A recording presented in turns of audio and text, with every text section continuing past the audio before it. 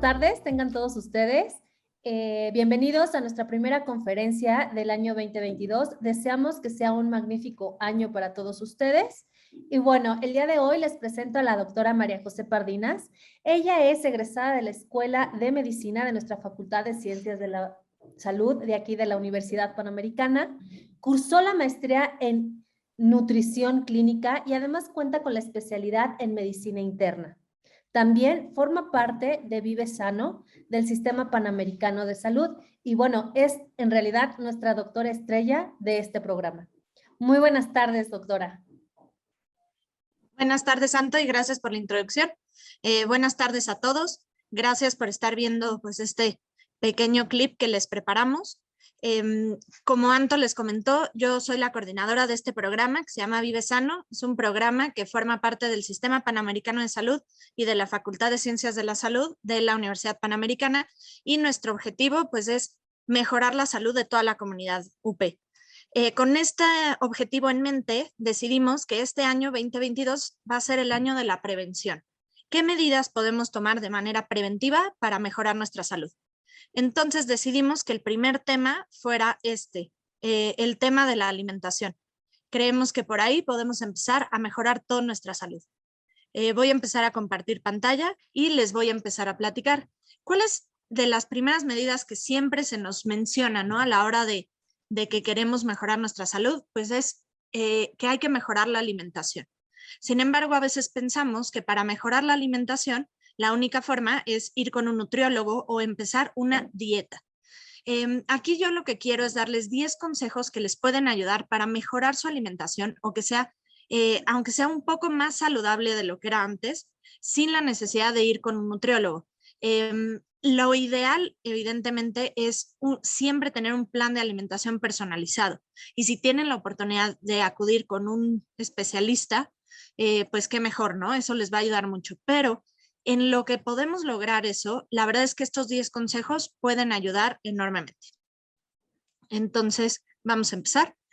Pues a manera de introducción, les quiero contar el problema de sobrepeso y de obesidad en México, pues es un problema más que sonado, pero pues quiero mostrarles estas gráficas para ver si lo podemos poner un poco más en perspectiva.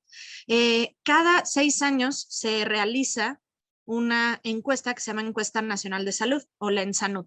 La última que tenemos publicada es en 2018. Y aquí lo que podemos ver es cómo aumentó el porcentaje de sobrepeso y de obesidad de la pasada encuesta, que fue en 2012, a la encuesta última que tenemos, que fue en 2018. Las mujeres tenían un porcentaje acumulado más o menos de sobrepeso y obesidad del 73%, cuando en esta última fue de 76%, y los hombres de 69% y en esta última de 73%. Esto quiere decir que 7 de cada 10 adultos mayores de 20 años en México tienen sobrepeso u obesidad.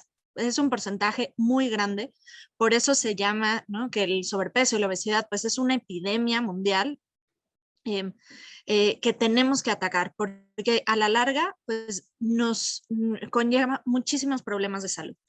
Igualmente, este es el porcentaje promedio, ¿no?, en un año en la encuesta pasada y en la de esta última que les menciono. Y esta, por ejemplo, es el porcentaje de sobrepeso y obesidad en población de 12 a 19 años. Esto es en población adolescente.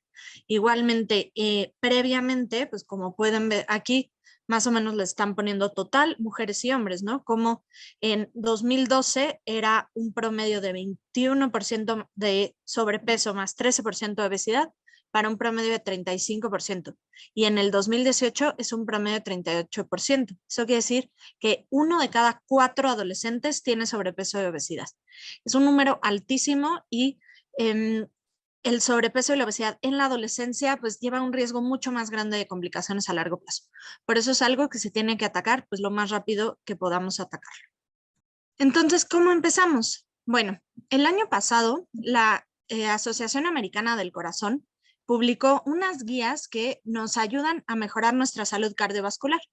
Entonces, decidí basarme en estas guías porque me parecieron bastante amigables. La vamos a ir platicando punto por punto de qué decisiones podemos tomar desde estar en el súper y al comprar los alimentos podemos tomar decisiones que hagan que nuestra alimentación en general sea más saludable. Aquí les traduje estos 10 puntos que puso la Asociación Americana del Corazón. En el primer punto habla un poco del aporte calórico, ¿no? Esta palabra suena así como aporte calórico, suena probablemente ya más, ¿no?, de especialista. No quiero, ni es el objetivo de esta plática, que salgan contando calorías, pero sí es muy importante que hablemos un poco del aporte calórico. En segundo lugar, aumentar la ingesta de frutas y verduras. Con que aumentemos esto, ya estamos haciendo mejoras al corazón. En tercer lugar, es escoger productos con granos integrales. El cuarto punto es elegir fuentes sanas de proteínas. Quinto punto, utilizar grasa vegetal sobre grasa animal para la hora de elegir los alimentos. Sexto punto, disminuir mucho el consumo de alimentos ultraprocesados. Séptimo punto, disminuir el consumo de azúcares añadidos. Octavo punto, disminuir el consumo de sal. Y noveno punto, moderar el consumo de alcohol. Y décimo punto, pues seguir esta guía lo más que se pueda, tanto dentro de casa como fuera. Vamos a platicar un poco de cada uno de los puntos. El primero que platicábamos era el aporte calórico o la ingesta calórica. Como les digo, esto aquí ya suena a un nutriólogo que me está haciendo cálculos. Y sí, todas las dietas o el 90% de las dietas que sí se acompañan de una pérdida importante de peso tienen que incluir un poco de restricción calórica. La restricción calórica a largo plazo se ha visto que mejora la salud del corazón, mejora la salud en general, etc. Pero, como les digo, tampoco el objetivo es que de aquí salgan contando calorías. Vamos a ir haciendo, estos consejos son consejos que puedan hacer en casa, que puedan hacer desde hoy, ¿no? Entonces, y la ingesta calórica, pues tal vez no es la parte más fácil. La cantidad de calorías que necesita una persona va a depender de muchos factores, del peso, de la edad, de la altura, género, nivel de actividad física, etc. Entonces, decir cuántas calorías debemos comer al día, pues es algo que sí necesitamos en un plan bien establecido. Pero podemos tomar algunas medidas como que nos ayuden, ¿no?, a disminuir la ingesta calórica sin estar contando calorías, ¿no? Entonces, lo primero que quiero que se quiten de la idea es la palabra dieta, y que significa estar a dieta, y yo ya me estoy imaginando comer 2 zanahorias, ¿no?, y que ya me están dando una dieta como súper restrictiva, etc. La verdad es que dieta es el conjunto de alimentos y platillos que comemos cada día. Esto quiere decir que yo puedo llevar una dieta de manera habitual, y que mi dieta habitual sea sana. Puedo tener una dieta no sana, etcétera, ¿no? O sea, dieta le vamos a llamar a qué es lo que como. Entonces vamos a quitarnos un poco como esta idea de que la dieta es algo restrictivo, es algo que no me gusta, es algo que la sufro 3 meses para bajar de peso para una boda, etcétera. Y vamos a enfocarnos en que esta dieta sea lo más saludable posible. ¿Cómo lograr que una dieta sea completa y sea equilibrada? Para esto se han hecho muchos de estas imágenes que nos ayudan un poco a poner en perspectiva cómo debe de ser un plato, y le llamamos el plato del buen comer. A mí me gusta especialmente porque incluye pues todo lo necesario, ¿no? ¿Y qué nos está hablando? Que lo ideal es que en cada comida tengamos alimentos de los 3 grupos. Esto quiere decir que tengamos hidratos de carbono o carbohidratos. Eso los vamos a tener tanto en los granos, perdón, enteros, en los vegetales y en las frutas. Tengamos algo de proteína y tengamos grasas. Pero especialmente, plato del buen comer, pues me agrega que las grasas sean las grasas saludables, tomar agua, y además tiene esta etiqueta de permanecer activo, que a mí me gusta mucho recordarla. No es el objetivo de esta plática, ya será la del siguiente mes, cuáles son todos los beneficios de la actividad física, porque pues nos llevaría otra plática entera. Pero por eso me gusta este plato, ¿no? Para que recordemos todo. La mitad de nuestro plato tiene que estar complementada por los vegetales y las frutas, y como ven, más vegetales que frutas, y la otra mitad dividirse en granos enteros y en proteínas sanas. Vamos a ir platicando un poco más de qué es cada uno de estos. Y ahora, medir las porciones, ¿no? Ese es otro tip muy bueno. Como les digo, no quiero que salgan contando calorías, pero si logramos que el día de mañana, en vez de comerme un pedazo enorme de pasta o una porción muy grande de pasta, yo cuide mi porción, ya estoy reduciendo mi ingesta calórica y ya estoy teniendo beneficios en mi cuerpo. Entonces, ¿cómo me puedo acordar, no? Esta es una mnemotecnia, pues, que a mí me parece que ayuda mucho, ¿no? Muy visual. Entonces, por ejemplo, si yo les estoy diciendo, ¿no? Que coman tal vez en un plato, estaría bien un equivalente de fruta, 2 equivalentes de verdura, uno de cereal y tal vez 1 o 2 de proteína, ¿cómo esto qué se traslada? Pues un equivalente de fruta es lo mismo que una pelota de tenis o un puño, ¿no? Al igual que un equivalente de fruta picada, si yo lo hago en un plato, ¿no? De repente, ¿no? Pues el nutriólogo me está mandando una taza de fruta, pero es una taza de este tamaño, pues ya no me sirvió porque ya tiene más azúcares de lo que necesito. Entonces, ¿cuál es el equivalente de fruta? Como les digo, el tamaño de un puño o una pelota de tenis.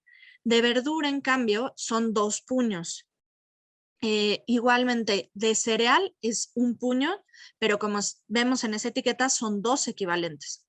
Si vamos a comer, por ejemplo, pasta, pues es lo que se recomienda es lo equivalente a un mouse de los que eran como más tamaño original. Alimentos de origen animal, lo más fácil es el tamaño de mi palma de la mano. Y de grasa, pues la porción, digamos, o lo más equivalente son, por ejemplo, como los dados, ¿no? Entonces, con esto se dan un poco idea de cómo son las porciones que se tienen que comer. Ahora, vamos a ver otros puntos que podrán parecer un poco más aplicables, ¿no? Al día a día. Por ejemplo, frutas y verduras. ¿Por qué se insiste tanto en todos lados que hay que comer más frutas y verduras? Muchísimos estudios científicos bien probados y bien analizados, digamos, a largo plazo, ha visto y han demostrado que comer numerosos frutos y verduras tiene importantes beneficios para la salud. Conllevan menor riesgo, así por sí mismas, menor riesgo de muerte prematura. Reducen el riesgo de enfermedades cardiovasculares, incluida infarto, accidente cerebrovascular, muerte por enfermedad cardíaca. Pueden reducir el riesgo de desarrollar hasta distintos tipos de cáncer. Y aquí algo que es muy importante es que hay que preferir, pongo aquí fruta, pero también incluye la verdura, la fruta entera, o sea, con cáscara. Si me voy a comer una naranja, es mejor comerme la naranja con los gajos de naranja a tomarme un jugo de naranja. ¿Por qué? Porque esta cáscara es la parte de la fibra alimentaria. La fibra tiene muchísimos beneficios. Disminuye lo rápido que mi cuerpo absorbe los azúcares de la fruta, haciendo que estos niveles de azúcar sean mucho más estables. Eso a largo plazo disminuye mi riesgo de diabetes, disminuye mi riesgo de obesidad, de resistencia a la insulina. Entonces, sí es muy recomendable que las porciones de fruta que comamos sea la fruta entera. Ahora, los granos integrales, ¿no? Tal vez esta palabra igual, granos integrales, ¿qué es lo que tengo que comer? Bueno, aquí lo que pasa es que los carbohidratos o los azúcares se pueden dividir en 2 grandes grupos. El primer grupo son los azúcares simples o refinados contra los azúcares integrales o complejos. Se ha demostrado que los cereales integrales lo que tienen es que tienen mucho más fibra. Como su nombre lo dice, no están tan procesados. Entonces mi cuerpo tiene que hacer un mayor esfuerzo en digerirlos y esto hace que lo que les decía, los niveles de azúcar no se disparan tanto, al contrario de lo que pasa con los carbohidratos simples. Los carbohidratos simples ya están tan digeridos que mi cuerpo lo absorbe casi al mismo tiempo que yo lo estoy comiendo. Entonces yo tengo picos de azúcar, del nivel de azúcar en mi sangre, y eso aumenta la resistencia a la insulina porque mi cuerpo tiene que hacer más esfuerzo en intentar bajar esos niveles. Mi cuerpo lo que quiere es que los niveles de azúcares estén lo más estables posible, tal vez con ligeros aumentos, pero no unos picos enormes. Y eso es lo que tienen los azúcares simples. Entonces, pues estos cereales integrales que, como les digo, como son más complejos, mi cuerpo se tarda en digerir y por lo tanto estos niveles no aumentan tan fácil, ayuda a perder peso y reduce el riesgo de diabetes y de resistencia a la insulina. esta medida que les digo que es la rapidez con la que un alimento eleva el nivel de sangre, el nivel de azúcar en la sangre se llama índice glucémico y eso es lo que tienen los carbohidratos simples. Ahora vamos a poner ejemplos. Los carbohidratos simples son el pan blanco. Entonces, por ejemplo, si yo voy a comer un sándwich con que me haga el hábito de comer pan integral, que aquí hay algunos, ¿no? Hay muchas opciones en el súper, etcétera. En vez de comerlo con pan blanco, lo coma con pan integral, ya estoy mejorando. La tortilla de harina, ¿no? Las tortillinas, así, son carbohidratos muy simples. Por ejemplo, la tortilla de maíz es un carbohidrato mucho más complejo. Pastas blancas, igual, intercambiarlo por pasta o arroz integral. Los refrescos normales tienen muchísima azúcar, ¿no? Y esto es de los productos con mayor índice glucémico. Dulce, miel, mermelada, todos estos productos, pan dulce, galletas dulces, chocolate con leche, el alcohol es un carbohidrato muy simple, fruta en almíbar, atole y aguas con azúcar o jugos. Entonces, al contrario, ¿cuáles son los carbohidratos más complejos? Pues estas harinas integrales de maíz, de avena, sobre todo, ¿no? Todo lo que trae granos enteros, las legumbres como las lentejas, los frijoles, garbanzos, tienen carbohidratos complejos, tubérculos como papa o camote y las frutas, pero como quedamos frutas completas, ¿no? Con la cáscara. Ahora, otro de los puntos de que nos hablaba la Asociación Americana del Corazón son los azúcares añadidos. ¿Qué es esto? Los azúcares añadidos no vienen, como su nombre lo dice, no vienen de manera natural en el alimento. Entonces, la industria se los añade para, pues, dar más sabor y hacerlos, pues, más apetitosos, ¿no? En general. Estos azúcares aportan calorías, pero no me aportan ningún tipo de nutriente, ¿no? Al contrario, por ejemplo, de la fruta, pues sí, la fruta, que es un azúcar que viene de manera natural en el alimento, me aporta calorías, evidentemente, pero me aporta nutrientes, me aporta vitaminas, vitaminas, minerales. Entonces, pues es un alimento que hay que comer, que hay que saber cómo moderar, pero hay que comer.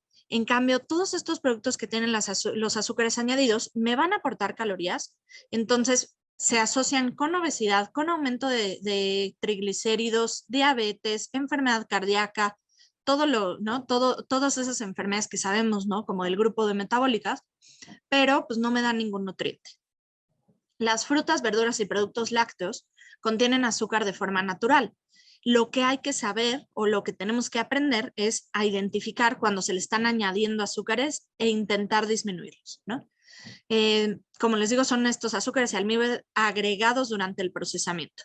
Ahora, ¿cómo los puede identificar? Hay dos formas. Lo primero es ver el etiquetado, ahorita les voy a mostrar, y lo otro es siempre revisar la lista de ingredientes. Por ley y por norma oficial, en la lista de los ingredientes de los alimentos se tienen que nombrar de lo que tiene mayor cantidad a lo que tiene menor cantidad. A veces lo que hace un poco la industria intentando engañarnos es que no le ponen el nombre azúcar. A veces sí, pero si no le ponen el nombre azúcar, lo que le van a poner es como el nombre químico del azúcar. Todos los nombres químicos del azúcar va a terminar en osa. El más frecuentemente azúcar añadido es la fructuosa. Entonces, este nombre, pues me gustaría que se lo queden y que si lo ven en un producto sepan que es azúcar añadida y que intentemos moderar su consumo o incluso cambiarlo por un producto que no tenga azúcar añadido. También puede decir glucosa, maltosa, dextrosa o a veces incluso nos quieren engañar más y ya no ponen ni el losa, sino ponen jarabe de maíz, azúcar de alta fructosa, melaza, etcétera, ¿no? Entonces, aquí les puse algunos ejemplos. Como les decía, hay que ver la información nutrimental de cada uno de los productos y aquí viene, ¿no? Hidratos disponibles y entonces esta es el cartón de una leche. Entonces podemos ver, ¿no? Dice, pues tiene 0.4 de carbohidratos, de los cuales azúcares son 4.8, es la misma cantidad. En cambio, de azúcares añadidos no tiene. O sea, esto quiere decir que es únicamente el azúcar o los carbohidratos que vienen en el producto de manera natural. Vamos a ver el otro ejemplo. Aquí nos están diciendo que de los hidratos disponibles, que son 19, 9 venían de manera natural en el alimento y 9 son azúcares añadidos. Entonces, este es un producto con altos azúcares añadidos, ¿no? Y aquí era lo que les decía, ¿no? Viene ingredientes, cacahuates. Aquí viene muy claro azúcares añadidos, pero a veces, como les digo, no viene azúcares añadidos y viene cacahuates, fructuosa, o viene cacahuates, jarabe de maíz, o azúcar de caña, o pues alguno de los otros nombres que mencionamos previamente, ¿no? Entonces, estos son dos modos que tenemos para encontrar los azúcares añadidos en los productos. Entonces, por ejemplo, si yo veo dos envases de jugo y veo que uno viene con azúcares, pero no viene con azúcares añadidos, estoy muy segura que nada más viene el azúcar de la fruta, ¿no? Ahora, ya sabemos más o menos cómo identificar cuáles son los carbohidratos más sanos que otros, ¿no? Ahora, ¿cómo identificamos las mejores proteínas? Lo más conocido de la proteína es la carne roja. Y ahora, ¿cuál es el problema con la carne roja? Está muy establecido que comer carne roja con regularidad, en particular las carnes que son más procesadas como hamburguesas, salami, pepperami, salchichas, aumenta el riesgo de enfermedades. Sobre todo está identificado el riesgo de cáncer de colon, pero también aumenta el riesgo de enfermedad cardiovascular, que la enfermedad cardiovascular incluye el infarto al corazón y el infarto cerebral y la diabetes. Entonces, hay que evitar el consumo de carne roja. ¿Esto qué quiere decir? ¿No puedo volver a comer carne roja en mi vida? Claro que no. Simplemente no lo elijan como su fuente de proteína los 7 días de la semana. Vamos a dejarlo un día a la semana, por ejemplo, ¿no? Idealmente, 2 días máximo. Y del resto del día, ¿qué es lo que hay que comer? Hay que comer carne magra.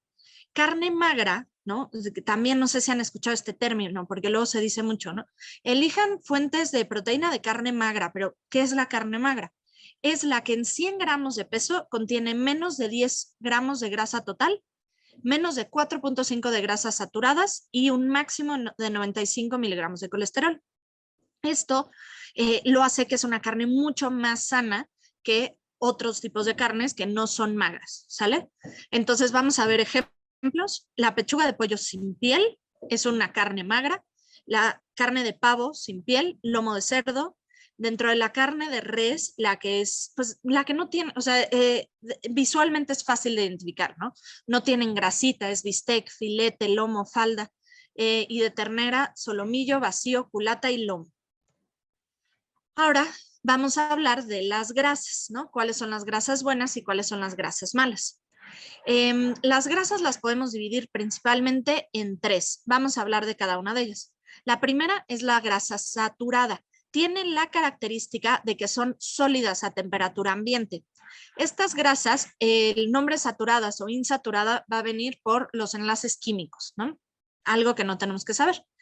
Por eso les digo estos sólidos a temperatura ambiente, así son un poco más fáciles de identificar. Son las grasas que no son sanas, aumentan el colesterol y el LDL, que es el colesterol malo en la sangre. Se encuentran sobre todo en alimentos de origen animal, que son los cortes de carne con grasa, ¿no? O sea, cuando comemos un corte de carne que trae, ¿no? Todo el filito de grasa, cerdo, por ejemplo, las carnitas, cordero, ¿no? La barbacoa, todas esas carnes que son muchísimo más grasosas, leche entera, todos los lácteos enteros tienen grasas saturadas, mantequilla es una fuente muy conocida de grasas saturadas, quesos, helado, carne de pollo, cuando viene la grasa, cuando viene la piel, y viene también en algunos productos como más procesados, como pizza, tocino, manteca, etc. En unos que no los encuentras como tal en la naturaleza, pero que también pueden tener grasas saturadas, es el sustituto de leche para café, crema batida, ¿no? Toda la pastelería industrial, etc. Ahora, muy importante es que también se encuentra en aceite, los aceites tropicales, que les llamamos, que son coco y palma, porque luego aceite de coco nos suena como muy natural, como muy vegetal, y lo venden a veces como muy sano, pero no. La verdad es que el aceite de coco también tiene grasas saturadas. Ahora, ¿no puedo comer nada de grasas saturadas? Sí, es necesario, ¿no? Por ejemplo, la carne roja, pues es necesario que en algún momento comamos carne roja, por eso no es dejar de comer carne roja, es elegir la carne de roja que sean los cortes más magros. Y lo que se recomienda es que la grasa saturada sea menos del 10% de la dieta. Ahora, ¿cuáles son las grasas trans? ¿No? Estas también son, las deben de haber escuchado. Estas grasas no las encontramos en la naturaleza. Son grasas que pasaron por un proceso llamado hidrogenación, que consiste en que el aceite vegetal se caliente en presencia de un gas hidrogenado. El principal ejemplo es el aceite que vemos así en las garnachas, que está caliente, recaliente, lo vuelven a recalentar, etc. Entonces ahí este proceso de hidrogenación cambia nuevamente los enlaces y se vuelven grasas trans. Estas grasas son el peor tipo de grasas que podemos encontrar en los alimentos porque no solo aumentan el colesterol malo, que se llama LDL, sino que además disminuyen el colesterol bueno o el HDL, crean inflamación y entonces predisponen a enfermedad cardiovascular, diabetes, obesidad, cáncer, hipertensión, todo. ¿Cuáles son los ejemplos o en dónde podemos encontrar? La verdad, en todos los alimentos procesados. Papas fritas, galletas, donas y una fuente muy importante es la margarina. Entonces, por ejemplo, un cambio como muy puntual es para cocinar, en vez de usar margarina, usar mantequilla. Es un cambio sutil que nos puede ayudar. Aderezos para ensaladas, ¿no? Como los aderezos que venden en el súper. Y sobre todo alimentos fritos, empanizados, capeados, ¿no? Como esas gorditas, quesadillas, etcétera. Entonces, con que en su casa, por ejemplo, cuando van a servir una pechuga de pollo, en vez de empanizarla, meterla al aceite, ¿no? Y entonces dar en su casa una pechuga de pollo empanizada, dan la pechuga de pollo sin empanizar. O sea, aquí lo que podemos cambiar, por ejemplo, es el modo de preparación. Preferir, en vez de fritos, empanizados, capeados, etcétera, preferir alimentos horneados, asados, al vapor, o sea, con un modo de preparación que no requiera calentar este aceite, ya estoy tomando medidas para mejorar mi salud. De hecho, todas las asociaciones el mundo recomiendan que de las grasas trans sea menos del 10% de la dieta. Si se puede 0%, 0%. Esto no quiere decir que si en un fin de semana yo me fui y me comí unas papas fritas o comí un día pizza o comí un día una hamburguesa, etcétera, estoy descuidando mi salud. Solo hay que cuidar las porciones. Si las grasas trans o estos modos de preparación, ya sea comida procesada, ya sea alimentos fritos, empanizados, son la mayoría de mi dieta, pues no estoy teniendo una dieta sana. Y por último, llegamos a las grasas insaturadas. Estas tienen la característica de que a temperatura ambiente son líquidas. Estas grasas son consideradas grasas buenas porque mejoran los niveles del colesterol, ya que tienen la característica que pueden disminuir el colesterol LDL, que platicamos que era el malo, y aumentar los niveles de HDL. Mientras más altos estén los niveles del colesterol HDL, es mucho mejor porque este colesterol tiene la característica de que limpia el colesterol malo de las arterias y lo regresa al hígado para que mi cuerpo lo pueda desechar. Entonces, pues son grasas que tienen un muy buen perfil, ¿no? Para mi corazón. Y se van a encontrar sobre todo en alimentos de origen vegetal. Nada más acuérdense lo que comentamos de las grasas tropicales. Ahora, dentro de estas grasas insaturadas hay dos tipos, monoinsaturadas, poliinsaturadas. Nada más se los puse para que lo sepan. Dentro de las monoinsaturadas está el aguacate, las nueces, las almendras, las avellanas, aceites vegetales como canola, olivo, cacahuate y semillas como calabaza y sésamo. De todos modos siguen siendo grasas, entonces se tiene que moderar su consumo, sí, pero hay que preferir estas grasas a consumir las otras. Y las grasas insaturadas, poliinsaturadas, son los famosos omega 3 y 6. ¿Estos en dónde los puedo encontrar? Aceite de girasol, maíz, de soya, linaza, canola y sobre todo pescados grasos como la sardina, el salmón, ¿no? El atún. Entonces, por ejemplo, si ustedes son alguien que no comían eso e incluyen una vez a la semana o 2 veces a la semana que el plato fuerte en vez de carne roja sea pescado, ya están mejorando su salud. Si en vez de acompañarlo con un poco de papas fritas, lo acompañan con un poco de aguacate con semillas, ya están mejorando su salud. Ahora, otro de los puntos que vimos, de los primeros 10 puntos que vimos, es disminuir los alimentos ultraprocesados. Como vimos, tienen de todo. Los alimentos ultraprocesados tienen los azúcares que no se recomiendan, las grasas que no se recomiendan y las proteínas que no se recomiendan. Entonces, estos alimentos ultraprocesados son estas formulaciones industriales a base de sustancias extraídas o derivados de alimentos, pero se les añaden aditivos, cosméticos que dan color, sabor, textura, y de este modo son alimentos que son muy apetitosos, ¿no? Tienen pues esta característica, por eso son tan difíciles de dejar. Pero en sus características nutricionales están totalmente desequilibrados. Tienen alta contenido de calorías, de azúcares añadidos, de grasa total, y de esas grasas, el 90% son grasas trans y grasas saturadas. Tienen alto contenido de sodio. Además tienen bajo contenido de proteína magra, de fibra, de minerales, de vitaminas, ¿no? Entonces, pues obviamente me van a predisponer a todo: sobrepeso, obesidad, diabetes, hipertensión, enfermedad cardiovascular, cáncer, etc. ¿Esto qué quiere decir? Nunca los puedo consumir, como les digo, no, simplemente disminuir su consumo y cuidar porciones. ¿Cuáles son los ejemplos? Pizzas, hamburguesas, en general casi todo el fast food, refrescos y bebidas azucaradas, cereales refinados, papas fritas, golosinas, todo está como que le llaman bollería industrial, postres, lácteos, azucarados, ¿no? Que la lechita, le mando a mi hijo la leche de chocolate con azúcar, pues esa es un alimento ultraprocesado. Carnes procesadas, embutidos, galletas y los platos precocinados. Ahora, otro de los puntos importantes que tocan, y este ya me parece que es el penúltimo, es la ingesta de sal.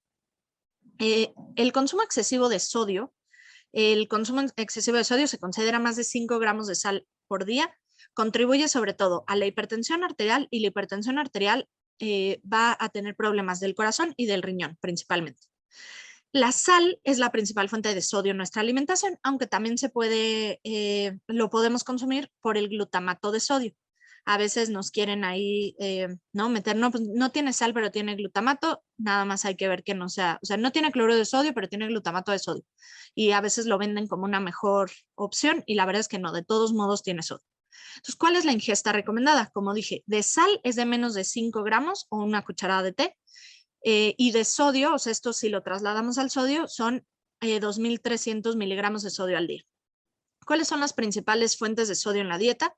Son los alimentos ultraprocesados, las carnes procesadas como tocino, jamón, salami, etcétera, quesos, fideos instantáneos, por ejemplo. O sea, de lo que más me acuerdo que cumple así, supera la ingesta diaria recomendada de sal, son las sopas Maruchan, botanas, ¿no? Cualquier tipo de botana, especialmente así muy salada, pan industrial, consomé de pollo, soya y sal de mesa, ¿no? Por ejemplo, esta soya del sushi tiene mucho sodio.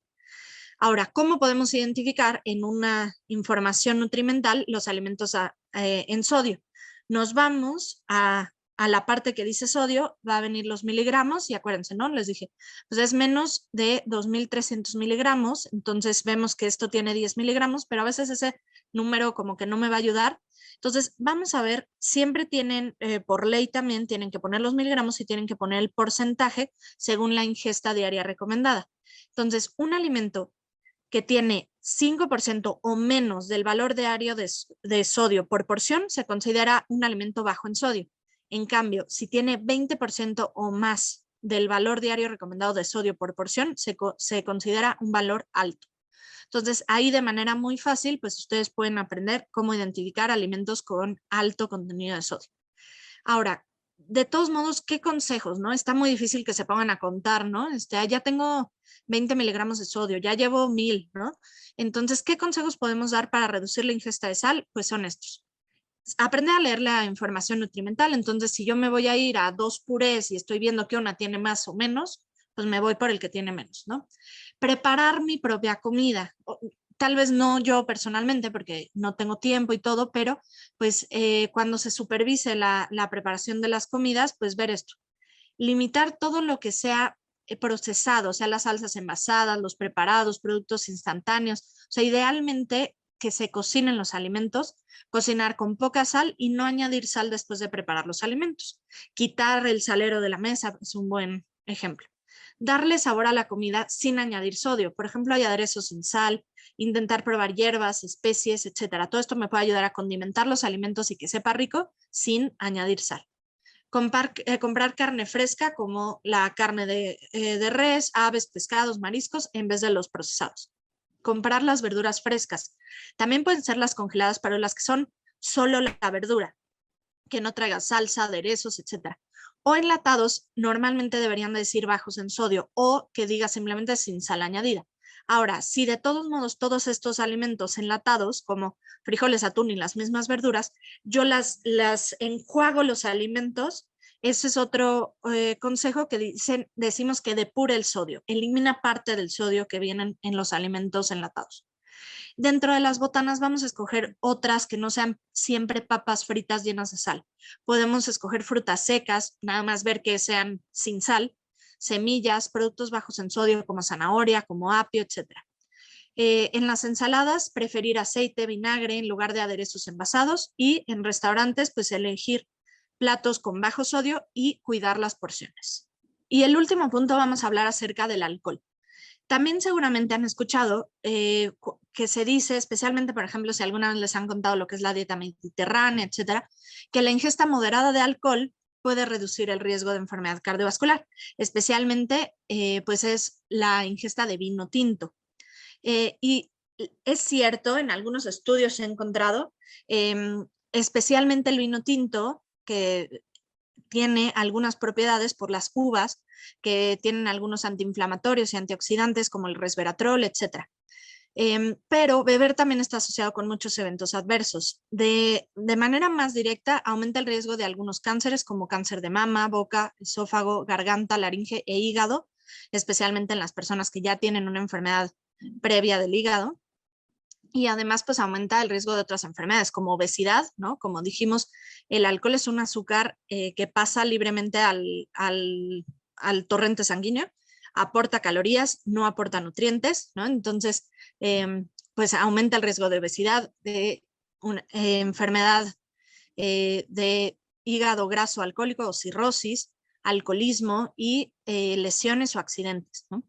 Entonces, pues si ponemos como en un balance, las guías, especialmente las guías de Estados Unidos, ¿qué es lo que recomiendan? Pues recomiendan que el consumo de alcohol sea con moderación. Esto significa no más de una bebida al día para mujeres y hasta 2 bebidas en un día para los hombres. Pero sí recomienda que aquellos que no beben alcohol no necesitan empezar. O sea, una persona que no bebe alcohol empezar a decir, pues entonces ahora me voy a empezar a tomar una copa de vino al día. Si no lo hacen, no es algo que verdaderamente produzca un efecto tan dramático en el riesgo cardiovascular que valga la pena los riesgos. A quien le gusta, que tampoco tiene nada de malo, simplemente es beber con moderación. Y pues estos fueron los 10 puntos, ¿no? Que podemos identificar que con hacer estos pequeños cambios podemos tener una alimentación más sana. Por último, quiero decirles, para ponerse unos objetivos, ¿no? En este año que empieza, para empezar con una mejor alimentación, hay que ponerse objetivos que se llaman objetivos SMART, que son concretos, medibles, alcanzables, relevantes y en un tiempo determinado. Por ejemplo, para poner el ejemplo de un objetivo SMART puede ser, bueno, pues durante las próximas 2 semanas no voy a consumir refrescos o voy a consumir menos refresco, pero menos refresco es, a ver, yo sé que yo consumo un refresco al día, entonces voy a consumir un refresco sí, un día y al siguiente día no. Entonces es un objetivo concreto, medible, alcanzable, porque tampoco estoy pensando que de un día a otro voy a cambiar toda mi dieta. Es relevante porque ya vimos pues todas las cosas que puedo mejorar y me estoy dando un tiempo determinado. Entonces, si yo empiezo a poner estos pequeños objetivos, ¿no? Poco a poco, pues la verdad es que voltamos a ver 6 meses después y nuestra alimentación es mucho más saludable de lo que era al inicio de año. Y a manera de conclusiones, pues no hay alimentos buenos o malos. Lo que tenemos que aprender es esto, ¿no? A saber elegir mejores alimentos, a saber los alimentos que no son tan buenos para mi salud, saberme medir en los días y en las porciones y pues tener algunas otras, ¿no? Bueno, me voy a comer esto, pero en el desayuno aumenté mi ingesta de fruta, etcétera, ¿no? O sea, ir poco a poco con estos objetivos. Recordar que, como les dije, 7 de cada 10 adultos en México tienen sobrepeso o obesidad y 4 de cada 10 jóvenes, por lo que es un problema que tenemos que atacar ya. Se pueden crear nuevos hábitos sin importar la edad, ¿no? Luego también pasa, ¿no? Que creemos que llegamos a una edad en la que ya no se puede y la verdad es que si los hacemos con estos objetivos SMART, a cualquier edad se pueden crear nuevos hábitos. y pues lo más importante es que tomemos pues nuestra salud en nuestras manos. El autocuidado pues es la base de la alimentación correcta y a la larga aumenta muchísimo los beneficios a nuestra salud. Muchísimas gracias por habernos escuchado hasta el final. Espero que les haya gustado, que haya sido útil y pues cualquier duda que tengan, cualquier pregunta, pues estamos en los medios de Vive Sano. Gracias.